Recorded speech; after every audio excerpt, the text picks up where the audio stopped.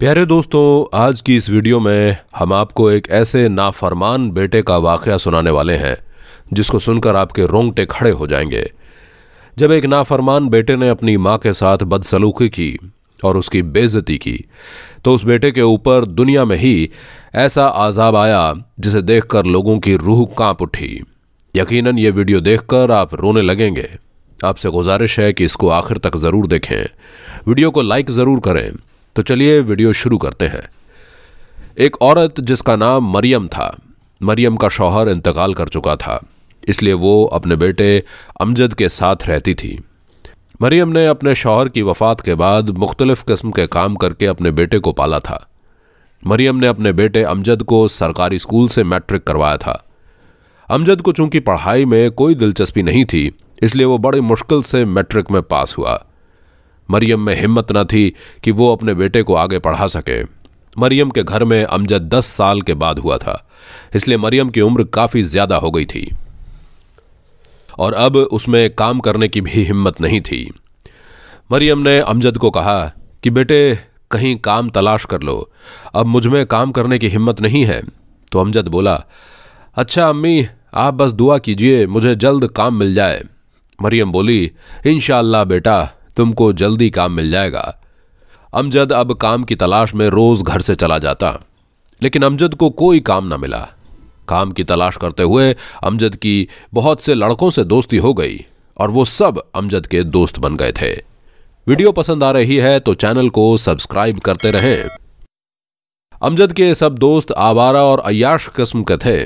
अमजद अब हर रोज़ अपनी अम्मी को यही कहकर निकलता था कि अम्मी मैं काम ढूंढने जा रहा हूं, मेरे लिए दुआ करना। मरियम जो कि अपने बेटे के घर से निकलते ही उसके लिए दुआ करना शुरू कर देती थी और रो रो कर अपने हबीब के सदके अपने बेटे की खुशहाली, तंदुरुस्ती और उसके काम के लिए दुआ करती थी। लेकिन मरियम ये नहीं जानती थी कि उसका बेटा गलत लोगों में उठने बैठने लगा है। जब भी मरियम का बेटा घर से निकलता वो उसकी सलामती की दुआएं मांगना शुरू कर देती थी। अब अमजद 22 साल का हो गया था। एक दिन अमजद सुबह का गया हुआ था और रात के 12 बज गए थे, लेकिन अमजद अभी तक घर वापस नहीं आया था। मरियम परेशान हो गई थी और अपने बेटे के लिए दुआएं कर रही थी और दिल ही दिल में कह रही थी, या अल्लाह, मेरा बेटा सही सलामत घर वापस आ जाए। रात के 12 बज चुके थे, लेकिन अमजद अभी तक घर वापस नहीं आया था। अब जब मरियम रोने लगी थी, फिर अपने बेटे को दिल ही दिल में कह रही थी, अमजद बेटा घर वापस आ जा, मेरे बेटे रात बहुत हो गई है और तेरी माँ को डर लग रहा है। मरियम की आंखों में आंसू आ गए थे क्योंकि उसके जहन में अजीबोगरीब ख्यालात आ रहे थे। फिर आधे घंटे बाद अमजद घर वापस आ गया था तो उसकी अम्मी बोली, अमजद आज तुमने घर आने में इतनी देरी क्यों कर दी, क्या कोई काम मिल गया था? अमजद बोला, अम्मी मेरे नसीब में काम कहाँ है, मैं तो अपने दोस्तों के साथ फिल्म देखने गया था, इसलिए देरी हो गई है। मरियम बोली, अमजद तुमने एक बार सोचा भी नहीं कि मेरी माँ घर में अकेली है, मैं जल्दी घर चला जाऊं? अमजद ने कहा, अम्मी सिर्फ एक आप ही माँ तो नहीं है जो घर में अकेली थी, मेरे साथ मेरे जितने भी दोस्त मूवी देखने गए थे सबकी माएँ घर में अकेली ही थीं। अच्छा मुझे भूख लग रही है, खाना ले आओ। मरियम ने कहा, मैंने भी खाना नहीं खाया है। अमजद ने कहा, खा लेना था ना, मैंने आपको मना तो नहीं किया था। मरियम बोली, अमजद तुम कैसी बातें कर रहे हो, और वैसे भी मैंने आज तक तुम्हारे बगैर कभी खाना खाया है क्या भला जो आज खा लेती?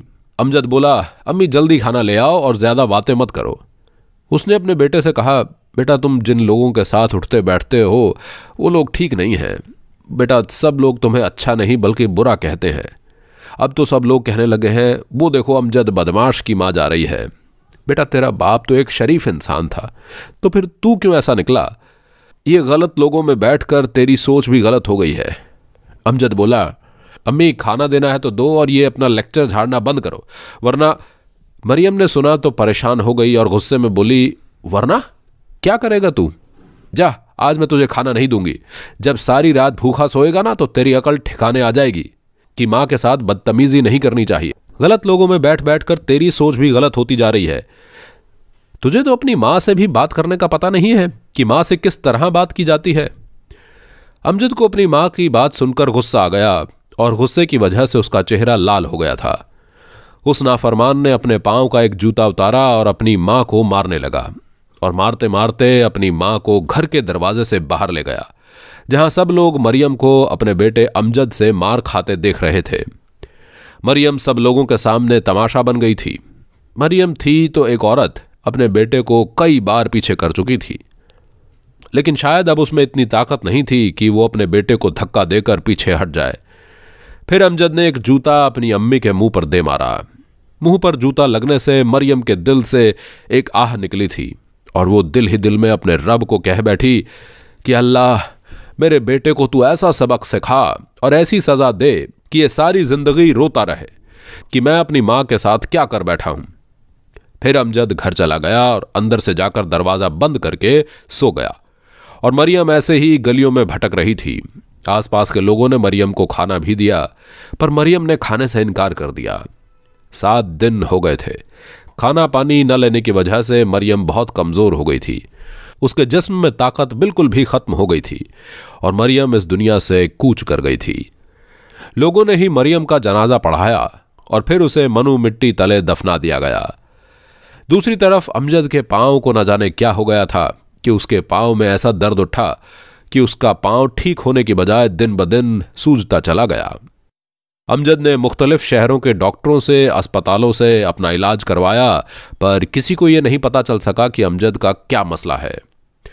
फिर आखिरकार डॉक्टरों ने कहा कि अमजद के पांव की उंगलियां काटनी पड़ेंगी, और ऐसा ही हुआ। उंगलियां काटने के बाद अमजद ने शादी कर ली थी। शादी के भी चंद दिन ठीक से गुजरे होंगे कि फिर अमजद का पांव सूज गया, और अब उससे कोई भी काम नहीं होता था। वो तो उसकी बीवी सुगरा के घर वालों की मेहरबानी थी कि उसके घर का खर्चा चल रहा था, और वो साथ में अमजद का इलाज भी करवा रहे थे। अमजद का पांव ठीक भी हो रहा था। अब पांव के साथ साथ उसकी टांग भी सूज गई थी, और इसी वजह से फिर उसका पांव भी काटना पड़ा था। फिर कुछ महीनों के बाद उसकी टांग भी कट गई थी।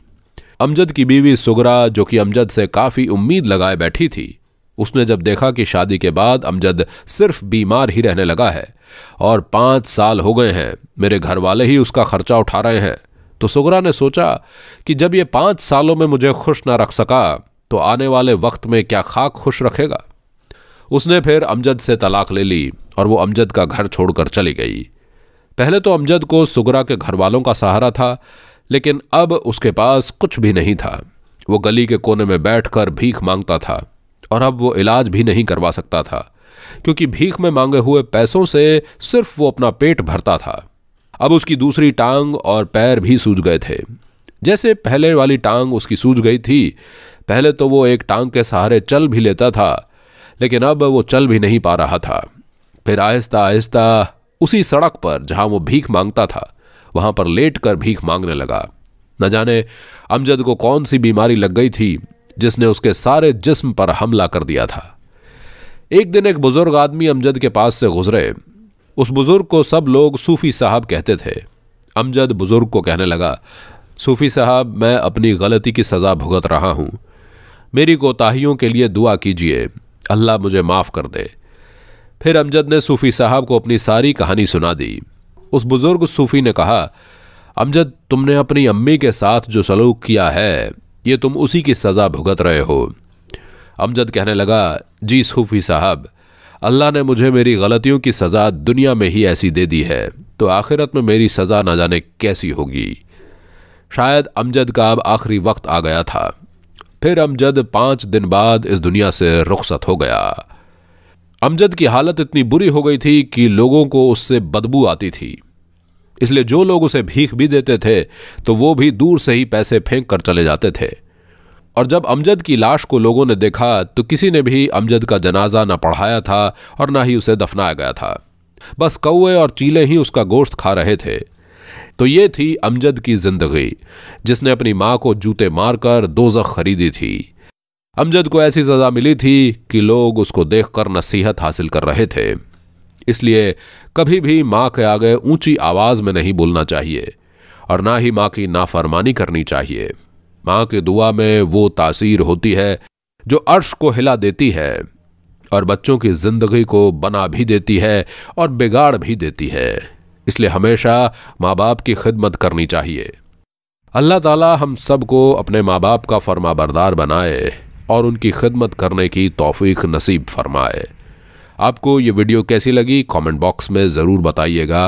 अल्लाह हाफिज़।